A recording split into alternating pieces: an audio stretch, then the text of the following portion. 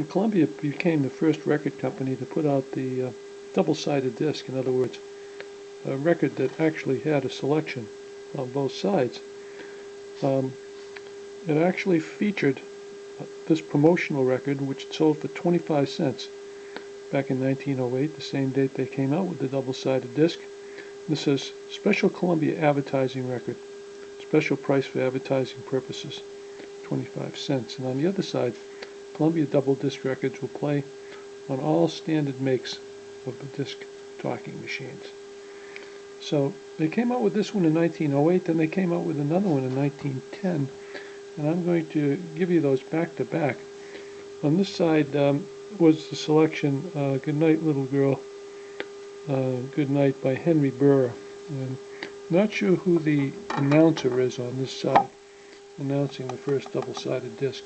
Maybe somebody could tell me. I know on the other one from 1909, 1910, it's Frank Stanley. Let me put this one on for you. We'll play that, see how it sounds.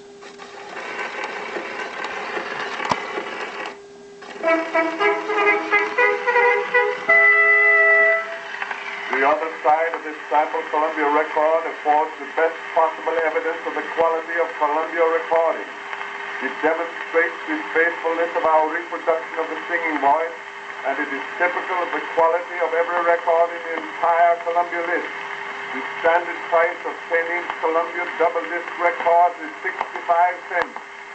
As an interesting experiment, as well as a demonstration of the Columbia process of recording instrumental music, you will now hear some of the instruments of the Columbia Orchestra, commencing with the first violin and adding successively the second violin, the viola, cello, flute, bass, oboe, clarinet, bassoon, French horn, bells, cornet, and trombone.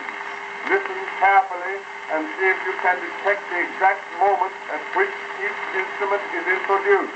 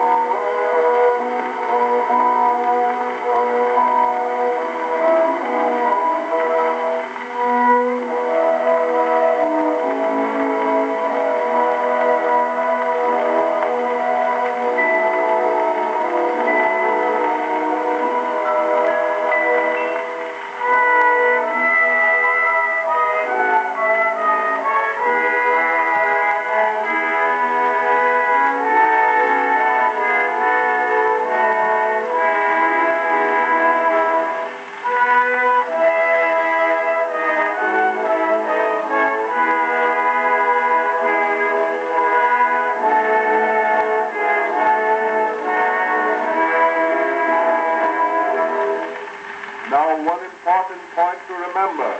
Columbia double disc records may be played on either Columbia or Victor machines, and they will unfailingly outwear any other record.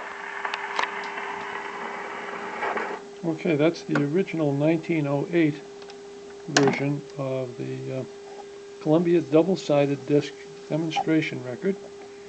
Interesting thing about that, they provided a section here for the vendor to put his name, and this one is stamped United Talking Machine Company, Brockton, Massachusetts, 19 Main Street.